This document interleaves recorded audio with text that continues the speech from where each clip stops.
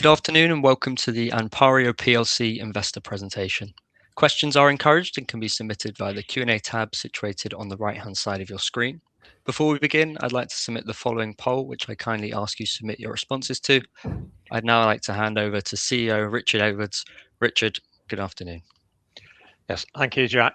Welcome everyone to ANPARIO's final results for financial year 2025. Mark is with me, the Chief Financial Officer, Mark Wilson. And what we'll start with is just run through the numbers and then look at some of what's happening along the lines in some of the regions that we operate in, and obviously particularly with the Middle East, we already have some questions on that, but we'll probably answer those as we go through the geographic spread. So Mark, if you'd like to start with the numbers, we'll take questions at the end. Just if you can put those through the system, then we'll answer hopefully all of them by the end. Mark, over to you. Okay, thank you, Richard.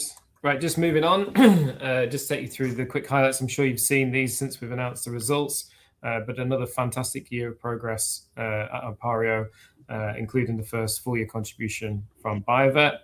In terms of the key sort of financial metrics, then we had revenue up 24%, even higher growth in gross profit of 34%, thanks to a further improvement in gross margins.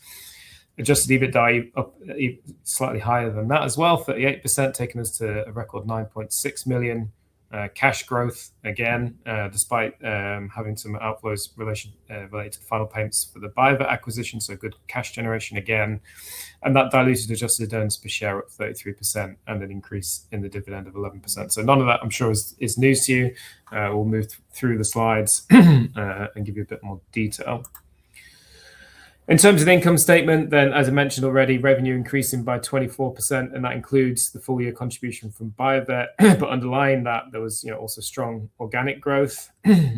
All of the regions performed really well and showed growth, apart from the India and Middle East area, which had a fantastic year. Last year really pushed forward thanks to some structural changes going on in that area.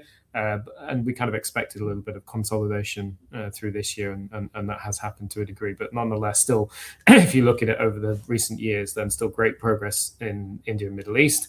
And we had particularly good growth this year coming from Asia and the Americas. And there's some great slides later on that we can talk through to show that. From a product perspective, then we continue to see a favourable product mix towards the higher margin products such as Orego-Stim and also products like Optomega, and as well the Bio-Vet range, which comes in a high gross margin as well, above the average. As a result of that, then the gross margins have increased back up above the 50% level to 50.9%. Helping to boost those gross profits even higher by 34%, as I mentioned previously. In terms of admin expenses, then overall they're up 24%, and on a like-for-like basis that was 11%. Obviously expecting the additional sales and admin costs coming through from Bio-Vet.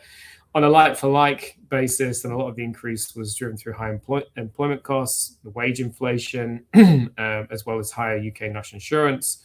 As well as, it's been, there's no way, other than looking at it, it's been a fantastic year with highest single year of growth, revenue and gross profit and EBITDA growth, and that has led to high bonuses for the year.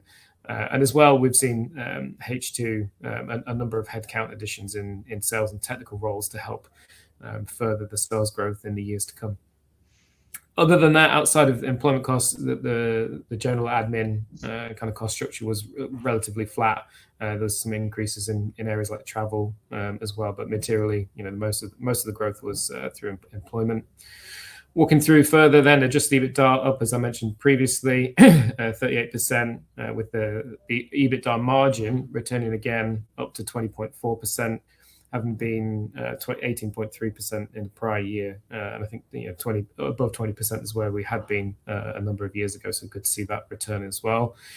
We had a lower tax charge in the year, and that was largely driven by the fact that last year there was some disallowable expenditure, including on the acquisitions. There was two. There was an abortive one in terms of another deal that we looked at, but then the Bio-Vet one, which did proceed. So there was some disallowable expenses. And as well, this year, we've seen, as I've mentioned previously, a further increase in the sales mix towards Orego-Stim, which does benefit from that patent box and the lower corporation tax rate as a result.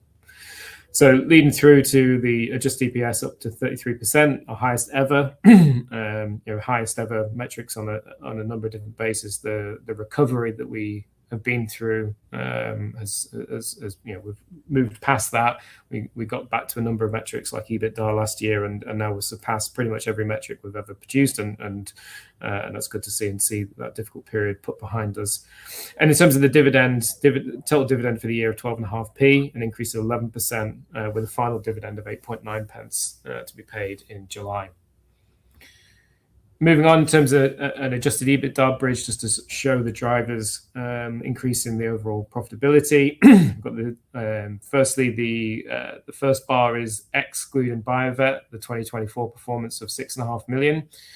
The second one shows the sales growth that was achieved of 12% and the impact that had in terms of profitability at the prior year's margins. And then the third bar, that gross margin percentage increase. So that shows just that the benefit of driving those margins up by 4% from what was achieved in last year, and that gross margin increase offset the administrative overhead increase that we saw in the year, as I was previously explaining. So taking the excluding Bio-Vet performance up to £8.5 million adjusted EBITDA, the previous high excluding Bio-Vet was 7 million.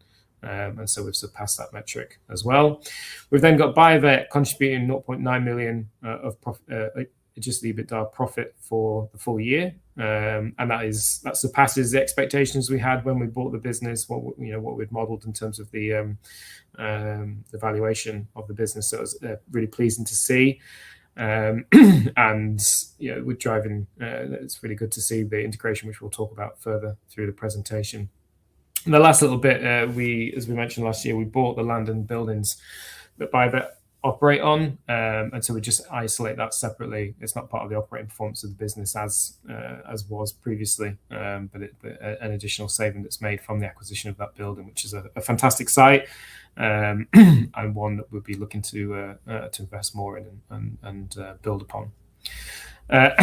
Moving on further to the slide through the presentation, and in terms of cash flow, good growth again in terms of the cash flow, strong operating cash flow growth of 9.4 million. There was an outflow in terms of inventories, but we talked about this at the half year. If you saw that presentation, there was some detail that was provided in terms of working capital days and movements.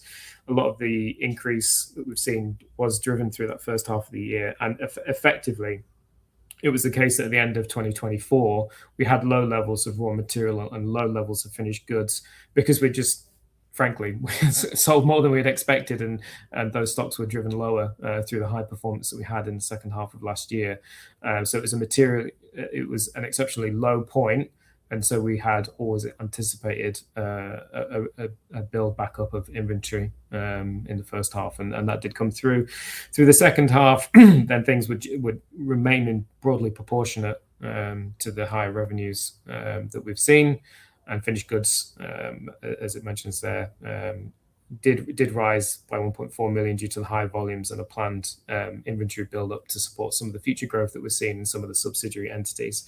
But overall, working capital days are below the levels that we saw in 2023, which if you remember back to then, I kind of said that I expected that to be kind of the baseline moving forward. 2024 was low. They've increased a little bit through this year. So again, similar to what I said at the end of 2023, I would expect more proportional movements again moving forward.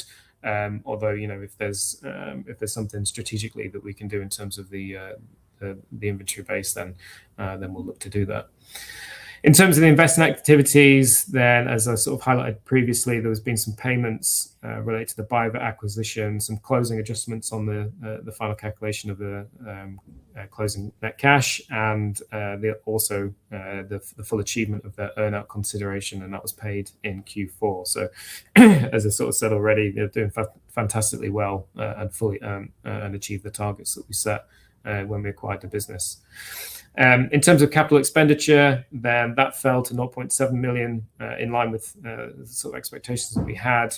It was higher last year due to that purchase of the Bio-Vet land and buildings. As previously said, at this level of capex, if you exclude the Bio-Vet purchase, is slightly higher than the last couple of years. But around this kind of level is where we think we'll need to be in the coming years. We've talked about before, the plant, for those who have seen it, is really well invested, highly automated. There's a bit of a project going on at the minute, actually, where the roof's come off the building, but it's a relatively smaller level of spending, and just some increased optimization. But generally, this site is well invested. Encourage people to come and see it, and contact us if they'd like to come and see the site. And also from an R&D perspective, in terms of capital expenditure, then there's still lots of exciting stuff that we're working on, but generally it tends to be evolutionary, and so we don't have a high level of capex requirements in the near term. And then lastly, just in terms of the cash flow, the dividends increasing in line with the increasing overall dividend per share. Moving on from the cash flow, I just put this in a little bit just to highlight that kind of recovery that we've been on, and in a few different metrics, and kind of the messages that where we kind of consistently kind of say where we're trying to achieve in terms of growth, whether it's gross profit or overall profitability. In the middle section there, you've got a compound annual growth rates for a 5-year period and then for a 10-year period. And as we've consistently said, our focus is on delivering consistent high single-digit growth, and that's been demonstrated. When you look at this last 5-year period, including the difficulties we've had, and then going back over a 10-year period, you can see the kind of metrics that we've been achieving, and that's kind of what we hope to continue to do moving forward. The gross margins on the left, you can see, have now returned back above that 50%, which is a key target for the business. We do want to drive volume growth and margin, but relatively happy to get it back to 50% level, and look to drive volumes as well to increase overall gross profit and overall profitability. And then further, adjusted EBITDA, also growing, whether you look at it on a 5-year or 10-year basis, a sort of 8 to 9% compound annual growth rate. And similarly, dividends have also grown near 10% since the 10 years ago. I think we're probably on something like just under 20 years. I can't remember if it's 18 or 19 years of consistent year-on-year dividend growth. And that's another thing that we're very conscious of continuing to deliver. There's not many companies out there that are able to achieve that. I think that brings my section to the end. Obviously, welcome any questions. We'll look at those at the end of the presentation. I'll hand you back over to Richard. Right, thanks, Mark. Well, if we just look at a sort of top level view of our segmental revenue and performance, obviously, we have 3 going up, 1 going down. In the Americas, obviously, that 58% was partly driven by the Bio-Vet acquisition, a full year from Bio-Vet, which is shown on those bars. But also, I think there's 20-21% organic growth in the Americas. Middle East, there was a couple of reasons for that. One, which I think we put in the chairman's statement or the announcement, that we lost some pellet binder business that I think that was in Saudi Arabia through a customer, compared to the previous year. Although we are actually thinking we're going to get some of that back this year, so we're actually working on that at the moment. There's potentially good opportunity to win that back. And then the other thing was a customer that had payment issues for a while. We hadn't traded with, but we've worked through with him those payment issues, and that customer has now started to reorder, and Mark has managed to persuade him to pay up front with that. So not sure he's too happy with Mark, but we're very happy to still do business with him. So just delving into Asia, and I'm conscious there are a couple of questions that were pre-submitted on Middle East, and when we get to Middle East, we'll answer those. Just basically, the big success there was the Philippines, which was a big sort of agri-business, one of their biggest agri-businesses that does a number of different sort of operations out there, including animal feed. It's got its own, I think, its own animal production, and it also sort of supplies into the backyard sort of consumer market as well with various formulations. We've been speaking to them for quite a while. We had done business with them in a number of with a number of products sort of over the years, but nothing significant. And then it really kicked off last year when they realized that using Orego-Stim in their formulation was giving their customers, their pig customers in particular, better performance than the competitor feed, which was ADM. So they started to use Orego-Stim in more of their formulations, and they started to get more sales growth because they could demonstrate to the customers that they'd lost to ADM that now their feed was going to give them better animal performance. So that was really us helping a big integrator who has or big agribusiness who supplies animal feed to a lot of smaller farmers that they can add value in their chain compared to their competitor. So that's really where the Philippines, we think there's more to come from that this year in certain other animal segments that they're working on. China had a reasonably good year, and then the rest of Asia sort of continued its recovery it's had over the last sort of few years from the dip that we had back then in, I think, 2022, 2023. So some of that was recovering. There's some good work going on in a couple of countries over there with Asia's sort of biggest integrator on a range of products that we've got going in, which includes Orego-Stim, also a natural insecticide called Red Light, I might talk about a little bit later, and things like pellet binders and stuff. So if we just slip onto the Americas, really the big story here was obviously BioVet. We've now got a full year's contribution of BioVet, and the let me just expand this so I can see a little bit more. So, but the like for like revenue is at 20%, and what we've had is a little bit of a comeback in force sales going into the swine market in North America. Force has been the anti-feed mitigant that was really controlling PRRS virus in the feed, but some of the customers have also seen, which they should do, gut health improvement and performance in the animal. And what we're finding now is formaldehyde is still legally, you can still use formaldehyde in the feed to cleanse the feed.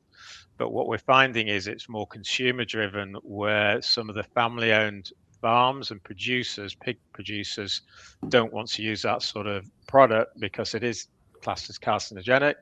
You have to keep 30 years of health and safety records for any employee that has been worked on that feed mill or in that production unit that if you're using formaldehyde. So we're starting to see, certainly, as I say, the family-owned businesses and smaller businesses move away from formaldehyde and look at force, and there's a number of target customers that we are sort of currently working on that could help even increase that even more. Orego-Stim continues to do well, certainly in the calf market, and now with BioVet there is some cross-selling with BioVet, either putting it into some of their electrolyte formulations and other formulations, or selling it direct to some of their farmers in the dairy industry that they have a good footprint in and a good strength, and even into the I think when I was last there a few weeks ago, they were talking about taking the organic, targeting the organic dairy milk industry, and there was a customer I think that was looking at it and trialing it there. So there's still we feel there's still quite a bit to come out of Americas, and certainly with the cross-selling opportunities with BioVet, there's a lot more that we feel we can get through their sales channel. We've now combined the management and the sales management team and the back office basically for the US. All the admin and finance functions that come under Mark have been moved into the Wisconsin facility there that we have, and is being run by their administration and finance team there. And the whole of what we've also done is headed up the whole of Americas. So that's from Canada all the way down to Chile or Argentina. It comes under the responsibility of Dr. Nate Haas, who is the president of BioVet. And by the end of September, the branding will have transferred over from BioVet over to ANPARIO, and by then as well, a lot of the systems integration that we're doing will have really completed by then. So it's quite a lot heading or doing in the Americas and particularly in the US in sort of bedding in that acquisition and moving forward. I know there was I think there's a question that's come up about Brazil and its underperformance. So I will just talk a little bit about that. Brazil is quite a very competitive market in certain, where they export a lot of the meat protein. So that will be obviously broiler meat, the chicken. I think 70% of what they produce in chicken is exported. That when you're exporting it, they're getting lower prices of that exported meat because they've also got to include shipping that costs and getting it into those other countries. That has been under pressure. So they are very, very price conscious on what price they're paying for feed additives that go in there. And I think the question sort of mentioned about competitors with local production. We do have two key competitors that are in there and do have local production. It's not that having a local facility that beneficial. We still feel we can do some business from the UK with that. The problem is the import taxes and tariffs into Brazil are quite punitive, and so we have to add it onto their product, and that just makes it a little bit more difficult for us to compete with some of the volume type, lower margin meat protein production facilities. So what we are doing, we have making some changes. We are targeting, where there's a homegrown or there's a local consumption of produce. So that would be things like eggs, because you can't really transport those eggs around the world. As eggs, dairy, beef, some of those sorts of areas, and we also think maybe a little bit of swine. So with BioVet, we have just now got the BioVet facility in Wisconsin registered by the Minister of Agriculture in Brazil. So we are starting to look at taking some of those products to certainly target the dairy market and to a certain extent the beef market. The other area is aquaculture, and we're doing pretty well, certainly further in the north of Brazil around Recife area, I think it is, in tilapia. And that is the tilapia in the aqua market is a lot of that consumption is consumed in Brazil and not exported. So it's those markets that are more favorable. There's more, and that's where we have done better. We're going to try and do more and then target those more rather than the real cutthroat areas. It doesn't mean we can't necessarily compete. There are certain ways that we will be able to compete and get around those import taxes. For example, if we're dealing with a company that can offset those taxes against their exports, then that's one option. So we are looking, or we are talking to a number of people on that. But Brazil is a little bit unique in the way it is. And of course, a lot of the global feed additive companies all want to be in Brazil. So it just ends up being a little bit more competitive market than many others. Just heading into Europe. I mean, Europe is again. We do have a question on Europe and our competitors there, so I'll try and answer it within this section. Europe delivered good sales growth of 10%. We are doing pretty well with Orego-Stim across the board. Really, there we have made some changes with people in the last sort of year, 18 months, and we have sort of moved certain distributors in some of the sort of southern Mediterranean countries aside so that we can go and deal more direct, because we do have our salesperson is able to do that. We've also recently signed, I think it's the back end of last year, a relationship or partnership agreement with a major sort of multinational that is supplying raw material ingredients into the feed mill. So they're our partner for hitting across those feed mills. I mean, everyone thinks Europe is one country, effectively one trading area, but there's 27 different languages. There's a lot of differences between North and South Germany and even particularly in France. Brittany is more connected to the Welsh than it would be to Paris. So There's a lot of nuances within that. We've never had a lot of people on the ground. We've had some distributors who have done well for a few years and then maybe tapered off and not done as well. So what we are doing, we're supporting, and we've done a partnership agreement just to target the feed mill with certain products. And this partnership company that we're working with, they're actually also a supplier to us. They're much bigger than us, and they've got 20 odd different salespeople across Europe in certain countries. So there's a lot of conversations going on with these big feed mills that they already have the relationships with. We are supporting them, and we have one employee that's sort of based out of the Netherlands that is a feed mill expert and knows how our products work, and that is supporting them to try and start to build the business across a number of these countries in Europe. So we haven't done this sort of thing before. We've sort of relied on country distributors who didn't necessarily have the links into the feed mill. Feed mill, you know, we've always been strong with the integrator, with the people producing the animals, and probably a little bit weaker on the feed mill side. So this sort of strengthens us in that area. So we feel that you know, with this sort of relationship, that we can make much more inroads across Europe, where it is fragmented, but where there's opportunities with our products in the feed side. Let me just move on, to the Middle East. Again, we have had two questions, so I will just flip back to some of those questions on there. Obviously, the Middle East, in terms of last year, then the biggest issue we had was really just losing this pellet binder business that we had.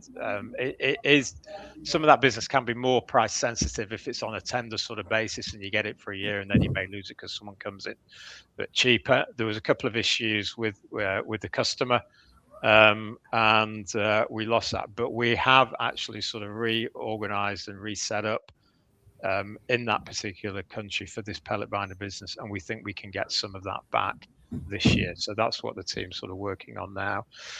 Obviously, within I mentioned a little bit about it was in Egypt actually, where we had a customer that with credit issues and stuff. That's now resolved and sorted out.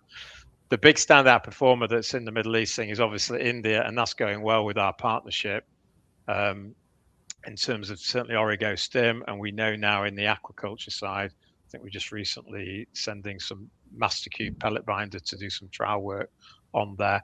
Once that India UK trade relationship is sort of ratified, which I don't think it's fully signed off now, then the UK was going to supply things like, I don't know, lobster, crab, and I think salmon and stuff in return for shrimp coming back from India into the UK.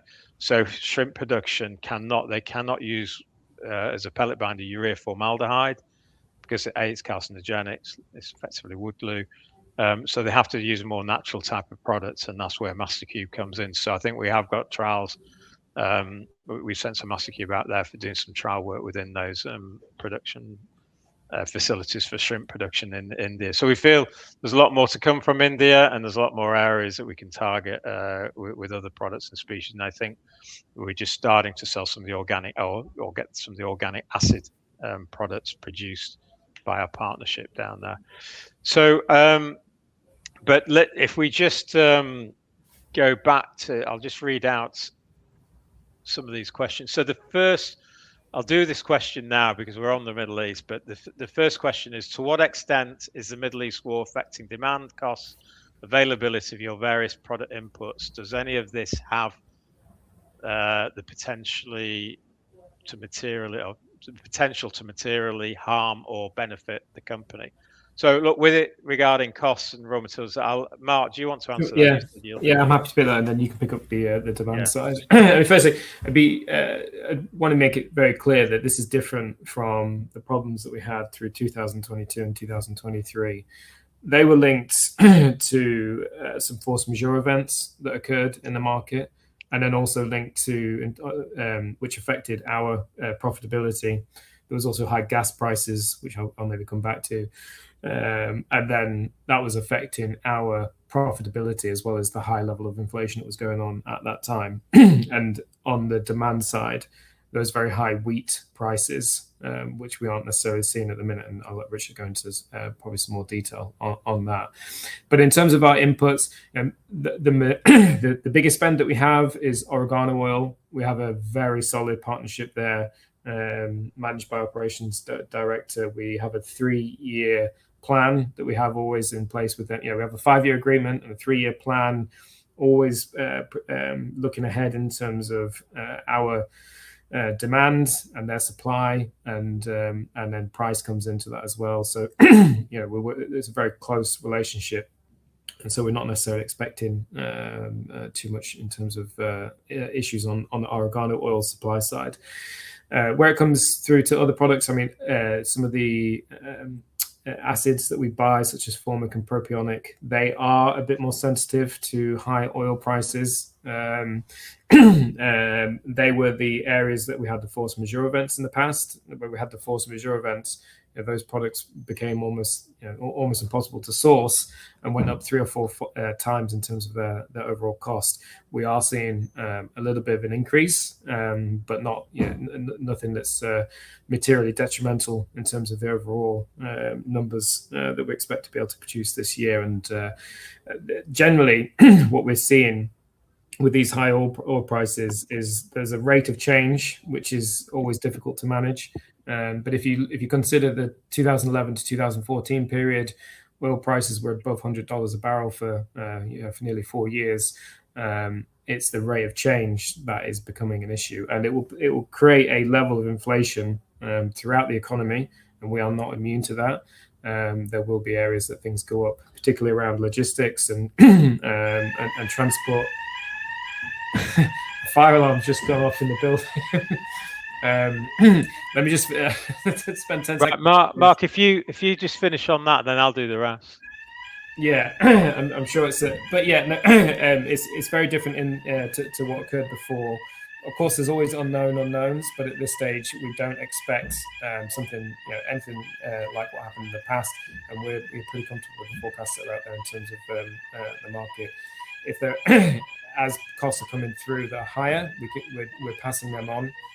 Whether it's freight and logistics costs, then they're generally borne by the purchaser of the products, and so we can pass those on. We don't aim to make a profit. We sell on an export basis around the world, so we can pass on those costs. Mark, do you want to mute your thing and then go and find out if the bill? I'm sure it's fine. It's because they're doing they're installing some new equipment. And I'm sure that's what it is. Don't worry, investors. I'm sure there's not a fire on site. Mark, mute your thing and go and find out what it is. Yeah. Oh, is it? Right. While Mark's going off, and hopefully there's no fire there. But anyway, I'm sure we'll sort it out. I'll just run through the other question on the Middle East was, how will the Middle East situation affect your markets? I mean, look, it's sort of very early or difficult to tell, but we haven't seen a drop off in demand in the Middle East. In fact, there was some big orders and things coming through, the last few days from the Middle East. And I was talking about that pellet binder into Saudi Arabia. People are still there ordering. The issue is, how do we get it there, or through which route? And for Iraq, used to go up the Strait of Hormuz. We are trucking it across Europe and through Turkey and things. And actually, quite early on, or a couple of weeks ago, I think it was, where we had stuff going into the UAE, the containers were dropped off in India, and then we had to take them from India to Oman and truck them from Oman over to the UAE. So that would have cost a little bit more. But we have a very experienced export and logistics team that can get anything anywhere around the world in most situations. So, but it's the same for everyone. But that's sort of the impact. So, the big issues on this are if the world runs out of fuel, diesel or whatever. But then that's a big issue for everyone. And in the Middle East in particular, if they can't get corn, soy or grain, or the animal feed, those raw materials that go into animal feed into the area, then there is a potential they will have to cull chickens, dairy cows, things like that.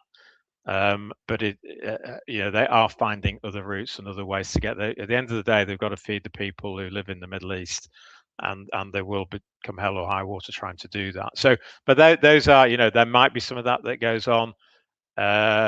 The other sort of impact we would say in Asia, if raw material inputs are going up, that will squeeze some of the margins on the integrators.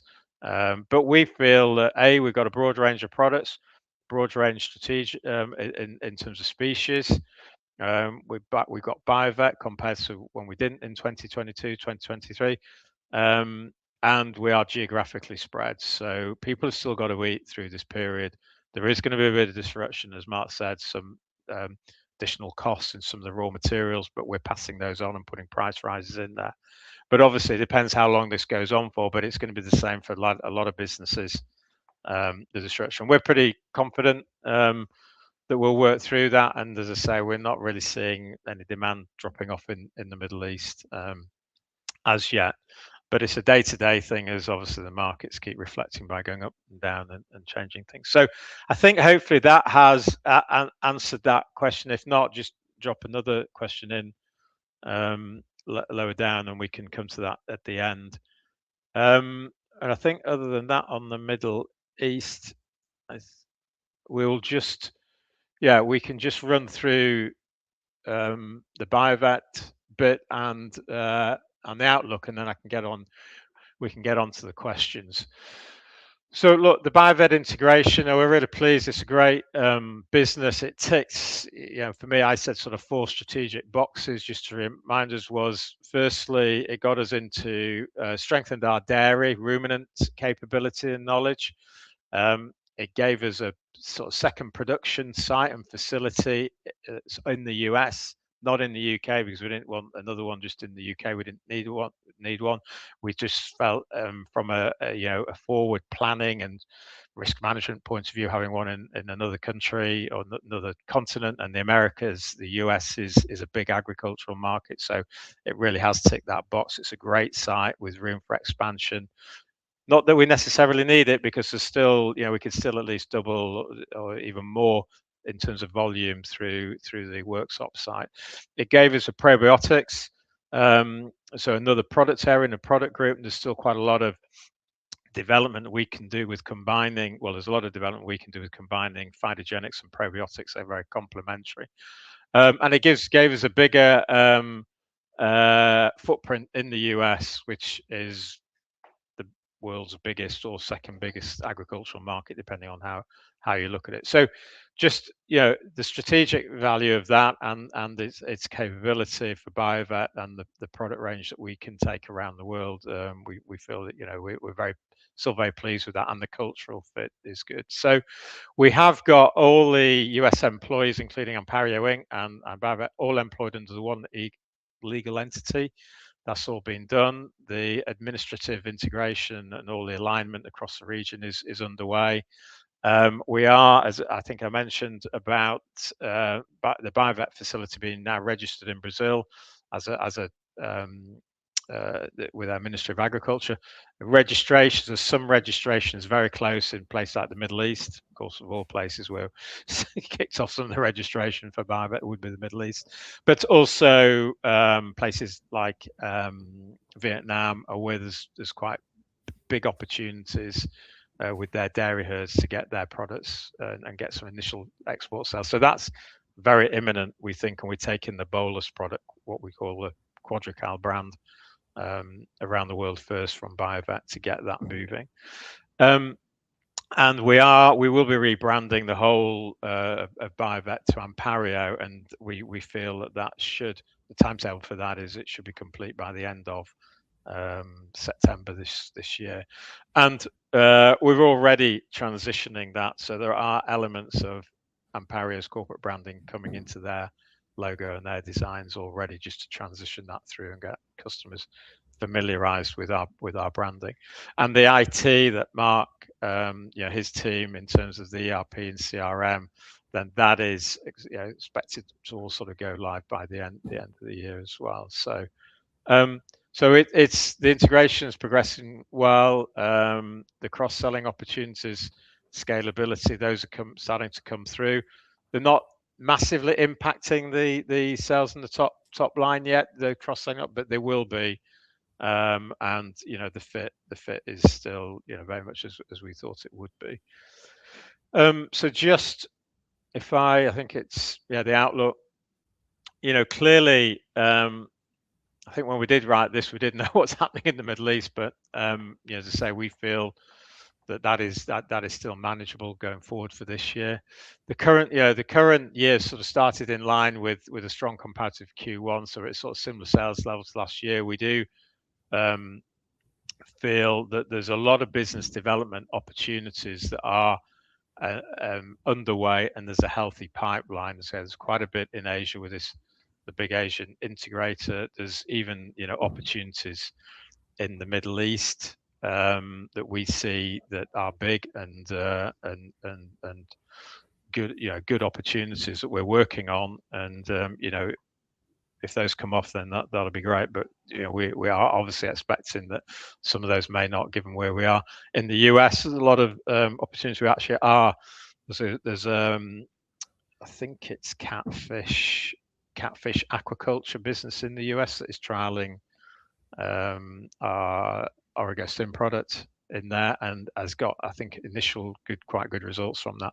So there's I would say there's about 20 business development initiatives going on around the world to suit those local markets and local needs and requirements that customers have, that we feel keep us on track delivering for this year. Obviously, I don't think I need to say much more about the Middle East. There will be some impact, mainly sort of logistics, supply chain, but we're used to managing that. I mean, when you've been in this business for 20 years and you're in 80 countries around the world, each year there's always some issue going on, whether it's a war, whether it's African swine fever, avian influenza, whatever, uprisings or strikes or things like that. So we've always been able to work through that disruption and keep developing and keep the business moving forward. So to us, this is just another thing we have to manage and deal with, and we'll get through. So as I say, we're confident of delivering on these business development initiatives going forward, capitalizing on the Biovet acquisition. So that's not starting to come through now, and will do continue through into the 2026. And also a little bit of innovation. We developed this new product. It didn't actually cost a lot to do this. It's not a completely novel, innovative. There are other products in the market in terms of the Amplify product. It's basically what we've got is just a slightly higher specification than the competitors, and that is allowing us to go in and actually sell against some of the competitors and sell to our customers and market and get that. And so we're very pleased that we have got a confirmed sort of order for this year of 125 tons, I think it was, which was in the Middle East again. So it's actually going into the Middle East, and we'll be starting to produce that once in a few weeks, once we've got this particular capex that Mark was mentioning in the production plant installed, because this product, this capex was justified not necessarily on Amplify, but Amplify makes it a real quicker return if we got the Amplify, got some Amplify business. So we're pretty pleased that we've got that with it, this first big order for this year in Amplify. So it's a new product, and we think it's got legs in obviously a number of other regions. So we've still got, we've got a strong financial position with balance sheet. It's an experienced global team. We have that diversity and geographic reach in terms of sales and products and stuff, and that's why we think we can continue to execute the strategy. So I think in the appendix we may refer to that in some of these questions. So I think we'll start on the questions that we've got coming through. Just want to say, I can confirm that there was no fire, so you'll all be pleased to know. All right, well done, Mark. Although we're well insured. But we're well insured, and we can switch production to, and that's exactly why one of the reasons why we bought Biovet, because we could switch production with a little bit of work into the US, and we also have toll manufacturer up the road from where Manton Wood is, that if there's anything they very quickly can fire up. They used to actually produce the Augustine powder for us, so they're very familiar with our products. Yeah, look, I've got from Roger F. In your comments on trading in Europe, you flagged the presence of globally recognized competitors. I was surprised, as I would have thought that the same would apply across the world. Should I be surprised? No, not. I mean, the reason why more of our competitors are in Europe is because Europe, back in the early 2000s, or the EU, signaled that they wanted to move away from antibiotic growth promoters. So a lot of European companies were starting to work on alternatives like organic acids, like phytogenics, and like those sorts of other alternatives to antibiotic growth promoters. The rest of the world, and particularly the US, was later on, and actually I don't think they're not banned in the US. It's just consumers have moved or demanded to reduce the amount of antibiotic growth promoters. So, you know, if so most of the ones that we were, because that was happening over 25, 30 years ago, this talk, a lot of competitors started out and then started developing and growing internationally. So we see some of them more around the world than maybe from other countries, although there are some American ones that we would see internationally. And you would get, probably, you do see some from India, but they tend to be sort of more raw material supplying into our sector. So it is it is generally still quite a lot of European competitors that we would go up to. And the next question is, who are your globally recognized competitors? Well, the ones in Europe would have been people like Biomin, but they got bought out by DSM. So the Biomin name is no longer there, but the product still is Mycofix, mycotoxin binder. We would come up against people like Delicon, which is an Austrian phytogenics company. They're owned by Cargill, and I think the Delicon name is still out there. Pancosma we used to compete with, and they were bought out by ADM. Now the Pancosma name I think is still out there as well. Impex Traco, who are a family-owned business, Belgian business, that are pretty global because they mainly go through distributors. They don't have subsidiaries like we do, except they do have a subsidiary in Brazil because they do other types of products, a lot of feed ingredients. So there's Impex Traco. There'll be people like Phytobiotics that has a phytogenics product, but it's not it's not an oregano one. And then other ones that we'd compete with would be Alltech. It was really an Irishman that started it, so they have an Irish base and they may be an Irish listed company, but their main operations is in the US and Kentucky. So Alltech is very much in the US. And then Chemin, is a big family-owned businesses. They also do stuff, I think, into human nutrition, that is based in Des Moines in Iowa. And then there's there's a few other sort of smaller ones and mid-sized ones. So as I say, it has been in Europe, but there are other ones that are around the world from different countries. But I think because of the European regulation, then European companies sort of had to move more quickly and got a head start. So it sort of leads on to a question later on about our innovation, and why is our R&D spend sort of lower? But I'll answer that. I'll link that in. Oh, actually, no, that's the next question. I know that for the last 2 years, and this is Roger F again. Sorry, you've missed. There is another. There's another question in between.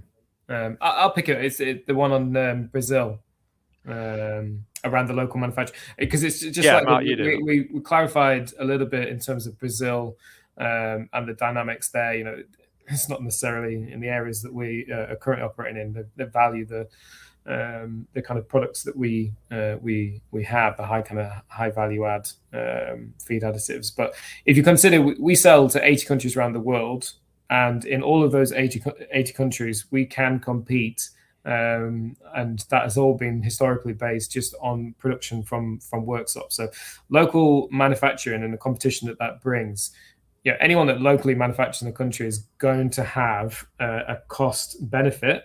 But we think, centralized manufacturing in terms of the efficiency savings that brings, the quality and the consistency of product that we can produce is a massive advantage. And our products have a high value that can be shipped around the world and be profitable and compete with local manufacturing. We do that in 80 countries around the world. Brazil is more competitive for a number of different reasons, but we can make profits selling in Brazil. It's just a more competitive market for a number of reasons that Rich has already highlighted. So it's not the case. Richard was just talking about competitors. We've had competitors in the past that have regional manufacturing, and you end up getting inconsistency in the product on a global basis because you're using different inputs and different production variations. It's good to have the consistency, and it's one of the things we're recognized for is that quality and consistency and efficacy of the product. So no, I don't think we would have a strategy of looking to locally manufacture anywhere, and I don't think that's necessarily hampering growth around the world. Richard, on the R&D one, I'm happy to answer it initially, and then I'm happy for you to add to it, just because it usually comes up from a CapEx perspective. I mean, one of the things I would say is, yes, R&D has been lower. It's been about £250,000 for the last 2 years.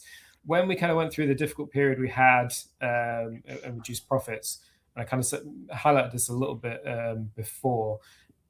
From a tangible CapEx for a second, the plant is well automated, and at the same time we did a bit of a review and thought about what our R&D allocation. And the reality is we have a lot of opportunities to grow this business, and there's a lot of innovation still going, even at the £250,000 end. Our product, generally we are doing evolution, not revolution, and we're taking products that are ahead of the time. Regstim celebrated its 25-year anniversary last year. It's been around for 25 years, and it continues to be the #1 growth driver. And it is still young in terms of its life cycle. There's way more that Regstim can do around the world and the growth opportunities that it has. Generally, ANPARIO has been a business that has come up with solutions for regulatory changes and focused on the future farming practices. So there's products that we've had in the range for 20, 30 years that are increasingly more exciting. Richard talked about force and its opportunity. There's areas in the world like Saudi Arabia that are going to potentially ban formaldehyde use. So there's a lot of growth with potential within our existing products, but that's not to say that we're not doing R&D. There is several dozen projects going on at any one point, but one of the things that we're really good at doing is having a global presence of people on the ground that understand what's going on in production systems, some of them from a production background, and they can generally pick up on the challenges that people are facing and what they're seeing. And sometimes some of our R&D is coming from that interaction with the customers, where we're seeing that a product is having a benefit that may be surprising. We can take that, put it through the technical team, prove it in a university or a trial setting, and then that becomes a feature of the overall product. So generally, we can be really, really efficient and successful with our product development. Richard mentioned things like Amplify that's been launched for very, very little cost, and there's loads of extensions and product enhancements and new variations of products that we've been launching, such as the Regstim Plus that's been launched this year, and that's really exciting. And that's all within that relatively low level of spend. So I'd say we're highly efficient and effective on a low level of spend, but we are also we have a lot of opportunity within the product range as it stands. Yeah, let me just add to that. You got to understand the market we're focused in is sort of natural feed additives or specialty feed additives. It's governed by, in Europe, it's governed by what's known as the EC Notified Register for Feed Additives, which is 1831 regulation. So anything that's on that list, we can, and there's about 4,500 compounds we can use and blend together. There are certain rules about it, and on that list, some things get knocked off, and the odd thing gets added. So we can only use what's already sort of registered on there, without sort of major further regulation, like going to the European Medical or Medicines Agency and asking, or the FDA. And the equivalent in the US, the two equivalents, one's AFCO, which is sort of the feed ingredients board, and then GRAS, GRAS, which is generally recognized as safe. So we end up using what those compounds are, maybe blending them into smart sort of formulations. So it's a lot of this is not finding a new molecule. If you try to do that, such as an antibiotic or a vaccine or whatever, it's tens of millions of pounds to do that. And I think to bring an antibiotic to market now, that's why there aren't any really coming through, but to bring an antibiotic to market through in animal health would cost you 200 million euros or dollars or sterling or whatever. It's significant, and that's why a lot of companies are not doing that. So we operate in that market where we can use these compounds and we can blend them in a smart way, and then we do trial work. So a lot of some of the work that we do gets expensed anyway, or is with, we have staff who are already working on this. Any technical staff we have tend to be in product development. They're also out with the sales team, with the customer, and trying to understand what's needed. And actually, Orego-Stim, because it's built up this fantastic immune system naturally over the centuries of having to resist high temperatures, low temperatures, insecticides, infection, viruses, parasites. It's built up an immune system with a series of over 100 different compounds within its oil that we can use in sort of a healthy way or an effective way within, to help the animal. So so that is why in terms of the R&D, it's more evolution. It's with compounds that are allowed to be sort of used within the animal health industry. And if we went to spend tens of millions, we would not get the return back.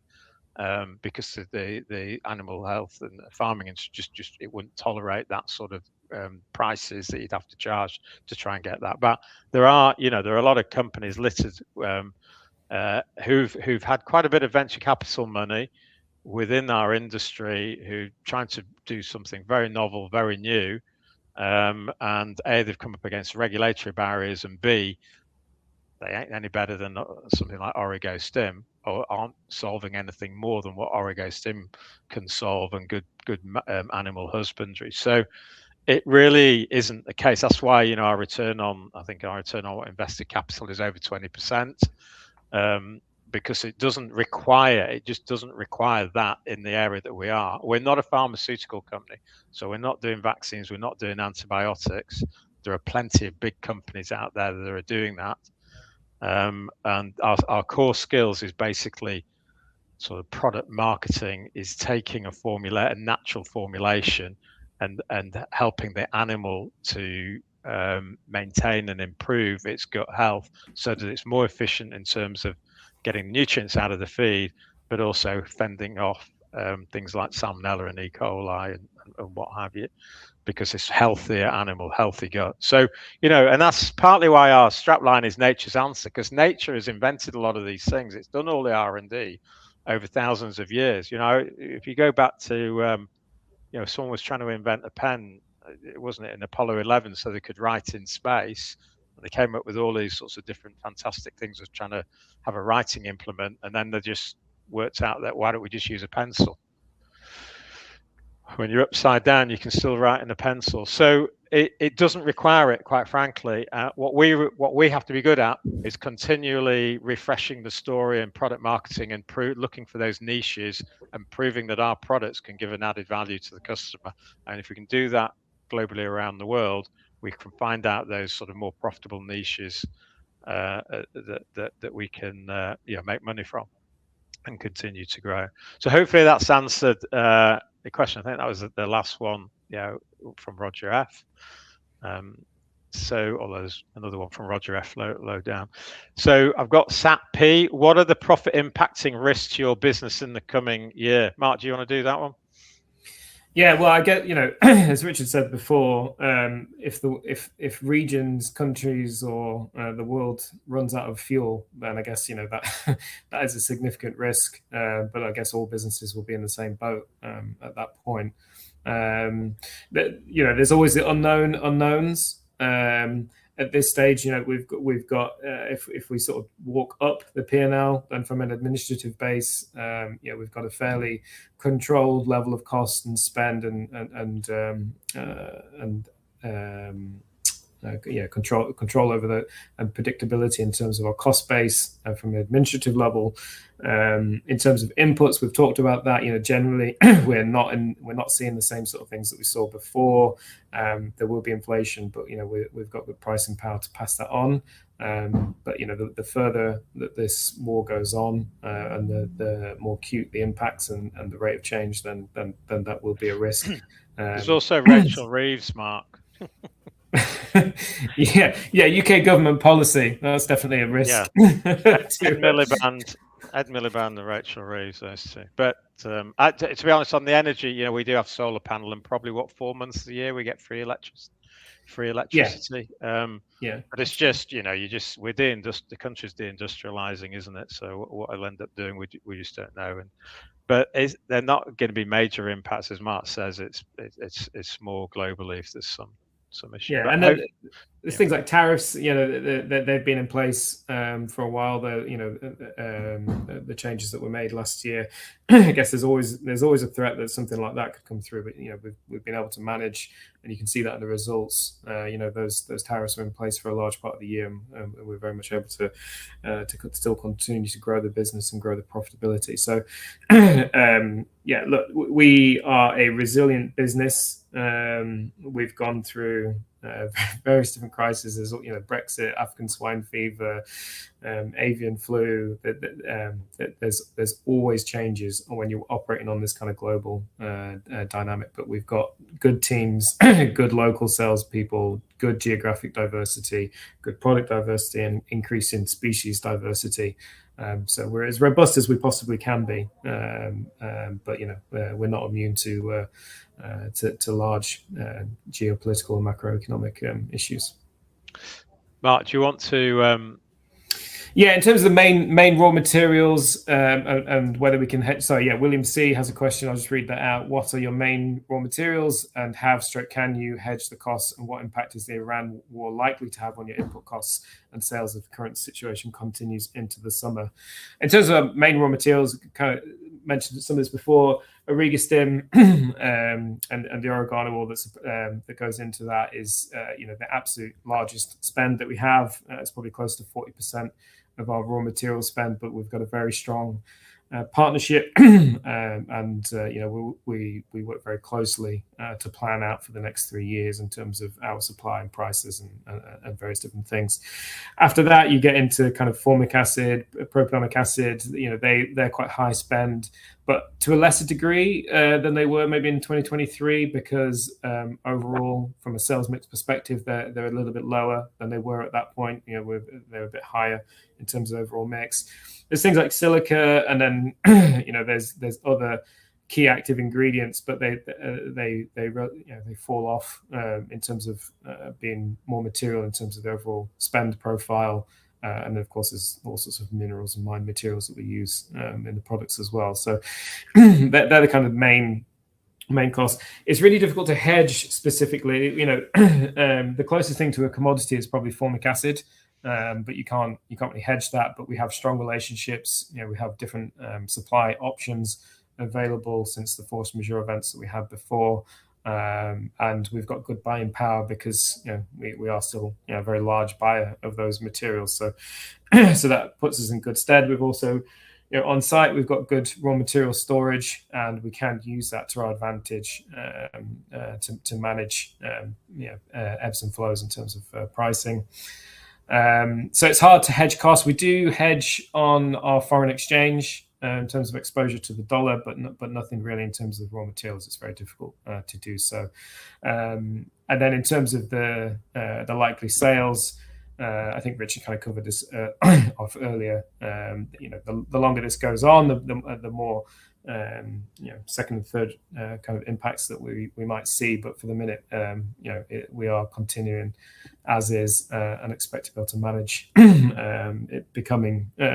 it's becoming difficult to get product into the Middle East for a lot of businesses, but not impossible. It just means there's increased costs, different logistics channels and routes. But some change can be opportunity. So that in the long term might have some benefits for us as well, finding new routes to get into certain markets. Okay, thanks, Mark. Just Paul left. Next one. Do you have a presence in Vietnam? And then Fish ? Yeah, we do have a presence in Vietnam. We have been looking into targeting shrimp market in particular, but shrimps had quite a rough time there, or in Asia. I think it's been an oversupply, and have been in terms of the pricing. I'm just trying to recollect, because I think we have just been doing a trial, or our product has been compared to others in Vietnam. I think it came out quite well, but our product is priced more highly than some of the others. So I think we were just trying to find out what the cost benefit value was in terms of that to the customer. But yeah, we are in Vietnam. I'd like to do more in Vietnam. It's a great country. I think there's great opportunities. It's just hasn't been as easy as maybe we initially thought it was to get some traction there. But I think there was something coming off there recently that I've heard, and I'll have to check on that. But yeah, it is on our radar screen to do that, and obviously aquaculture is quite a big part in Vietnam. Next question again from Roger. Does the fact that swine prices in China so low impact your business? No, not necessarily. I mean, let me tell you what's gone on in China. China is very different. What China has achieved is basically, I think it's now 30 piglets per sow. So because of African swine fever, the government basically wanted to make sure that this was stamped out as quickly as possible, and it's gone on for a number of years now. So they give licenses to farmers to grow pigs, basically to produce pork. And the smaller farmers and the ones with less investment and less capability were not given licenses. So they basically got rid of what were probably inefficient, non-biosecure farms, and which promoted the bigger producers and the bigger farms. And those bigger producers were more efficient, more effective, more innovative, and have managed to achieve, really going from maybe 22, 23 piglets per sow up to 30. So you got less farms, and so that's why the price has gone down. There's been an oversupply, but into some of the bigger producers, because they're more efficient and they've got more piglets per sow, they're more they've still got the profitability. So they will still use our products. What happens is, one interesting thing that Andrew, our sales director, just come back from China a few weeks ago.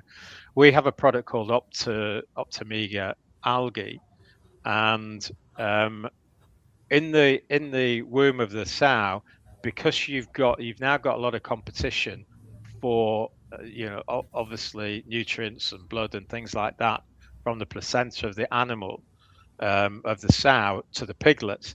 So they were getting a number of dead births and piglets that weren't surviving. What we think with our product, and there is some trial work going on, is with Optomega, it helps the supply of blood through the placenta in the sow.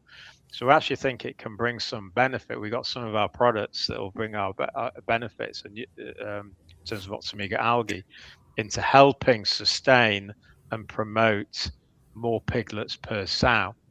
So, just when you think that, maybe the low prices close a door on us, another one opens, because there's an actual niche sort of health opportunity with another product that we have. So we feel, with China, low impact, but the low cost of the pork meat is, but they're more efficient and more professionalized farms that are going on there. So and there's still other opportunities we can do in aquaculture and dairy that I think the team's looking on there. So hopefully that answers that one. But you've always, you've got to be mindful things can change, and particularly in China can change quite fast. But we feel there's still good opportunities out there. Next question from Mason S. Are you hoping to complete another acquisition this year? Well, if we were, we couldn't really say just like that off thing. We're talking to, we're continually talking to companies and we're looking at them. We're not imminent on anything, and if we were, as I say, I couldn't really say. One thing at the moment is that we are valued lower than what the private market is indicating for these types of businesses. So we're the cheapest acquisition out there, effectively, is what I'd be saying. But as I say, we have a list of our companies we'd like to acquire. A lot of them can be family owned, so the pipeline isn't abundant with good opportunities, because a lot of family owned businesses or owner managed aren't going to sell. It's going to get handed down through to the kids and things. So it is finding the right decent businesses. Finding another buyer of that is like a needle in a haystack, and looking for them. But we're continually looking. We review stuff that comes up for sale, but certainly if something came up for sale and goes through an auction, it would be going at a higher multiple than what we're valued on at the moment. So hopefully that answers that question. Richard, I'm happy to take the next one. It's kind of in some ways connected. But yeah. We've got Martin B asking, given that you have a large cash pile, the outlook sounds good and the valuation is low despite record performance, would you consider doing another tender offer? I mean, again, similar to the acquisition question, we wouldn't be able to say anything price sensitive. But if we just talk about the capital allocation policy, then yes, we have a large cash pile that does help us be robust and make strategic decisions when we need to. Generally, in terms of capital expenditures, been talking about, we don't have a high requirement for tangible capex or from an R&D perspective. So and that's not going to, that's not expected to change in the next couple of years. Acquisitions are the absolute priority for that cash. What I would say is, there was, for those of you who've been invested for us for a while, in 2022, we looked at doing an acquisition of a company in the UK. We actually outbid. We bid 43 million. The company AB Foods that bought the business for 41 million, and that was because at that point, raising money was very difficult. And we would have had to get debt and an equity raise, so it would have been difficult at that point. So having a high level of cash does open up the size of deals that we can do without having to go into the market and raise equity. We're very confident if we needed to raise equity that there's a lot of people that would back us and we'd be able to do that. But nonetheless, in terms of speed and deliverability from any vendor side, then it's certainly helpful to have a large cash pile. So, the Biovet deal Richard was looking at for 7 years. Richard maintains, and the business, we're constantly looking and evaluating a number of businesses, and those conversations can span multiple years. So that is the priority. After that, the fact is we have a number of people that invest in us for IHT relief. And so we are conscious about having too high a cash pile. I think there's kind of an unwritten rule that if you have more than 25% of your revenue as cash, then that can call into question a little bit whether that's an accepted asset. That's why we're very clear on that cash is there to fund acquisitions. But if we can't find a suitable acquisition and our cash pile continues to grow, then we will look to return it to shareholders, as we did with the tender offer in 2023. We did a £9 million share repurchase through that tender offer vehicle, and and we did a buyback. It was in 2020, and we launched one last year. And so, that it's kind of, it's not that we would like to be doing other things and getting acquisitions, but absolutely we'll return cash to investors as that cash pile continues to grow. Yeah, Roger F. Just a comment more than a question. I know that several of the competitors you mentioned have been taken over, i.e. the Austrian company, by Cargill. I remember that I left my first AGM 10 years ago, convinced that you'll be taken over. Do you have any comments? Yeah, I mean, it's, obviously if someone came with the right firm offer, then and we felt that it should be put to shareholders, then we'd obviously put it to shareholders.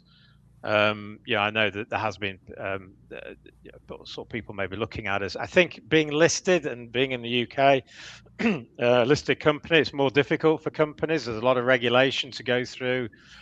But certainly private companies, and Cargill sort of really is the family-owned and private company, is putting their head above the parapet publicly is not what some of them want to do. The costs of taking someone private on, I think, on AIM or on the London market is not cheap.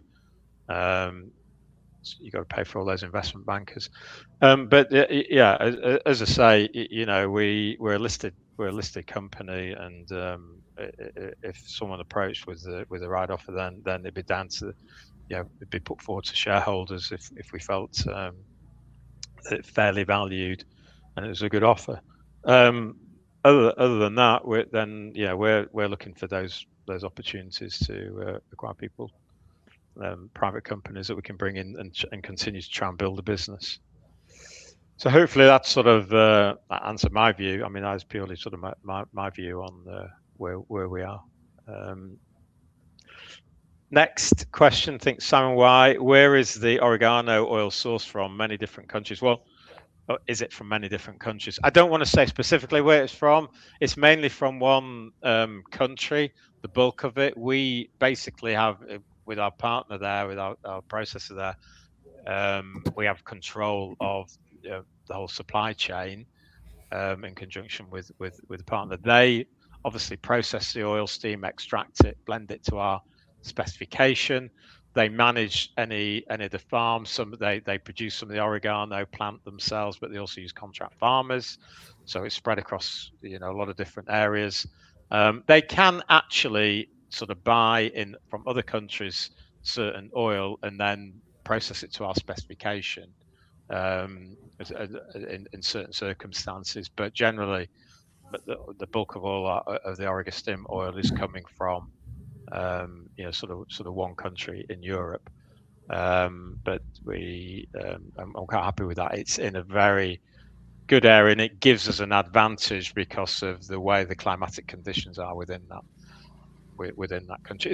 Oregano plant is a very resilient plant, so it can be grown in a number of areas. It's just the way that we grow it, and in the area that we grow it, gives us better yield and a sort of a better specification, which we feel then differentiates us, gives us the consistency in the market and better animal performance, and that's our product marketing story. Just Paul F. just a comment, says thank you, encouraging a competent business. Thank you, Paul. And then Simon Y. Mark, do you want to do that? I can. So Simon Y, this is the last question. Can you pass on higher transport costs, e.g. having to go overland in the Middle East to customers? Yes, absolutely. We don't lock in prices and we price on an ex-works basis. So freight and transport, additional costs are being borne by the customers and added on. Generally, our products are, they are high value and low volume.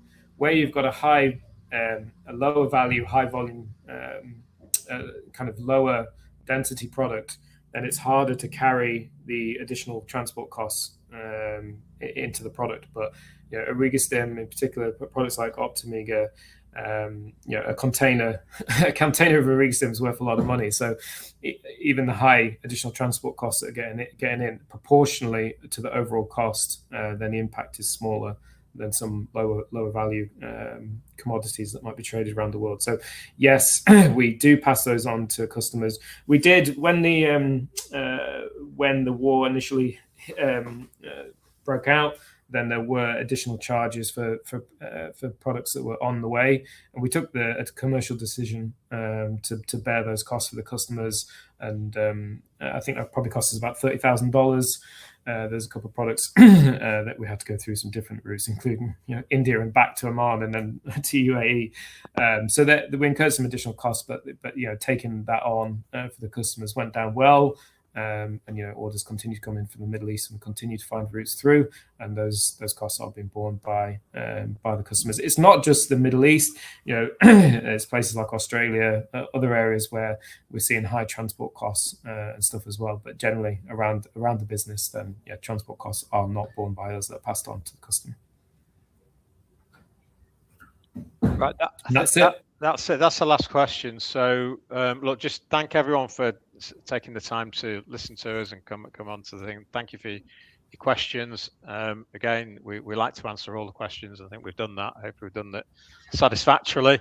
Look forward to seeing you next time we do that. And as Mark says, if any of you are sort of passing the A1 or workshop, then we can show people around. And if you got any questions, then we're happy if you email us as well. We'll always try to answer them. So once again, thanks very much, and look forward to doing this next time. That's great. Thank you both once again. Ladies and gentlemen, could I ask that you don't close the session just yet, as you'll now be automatically redirected to a page to give your feedback, which helps the company better understand your views and expectations. On behalf of the management team, we'd like to thank you for attending today's presentation. I wish you all a good afternoon.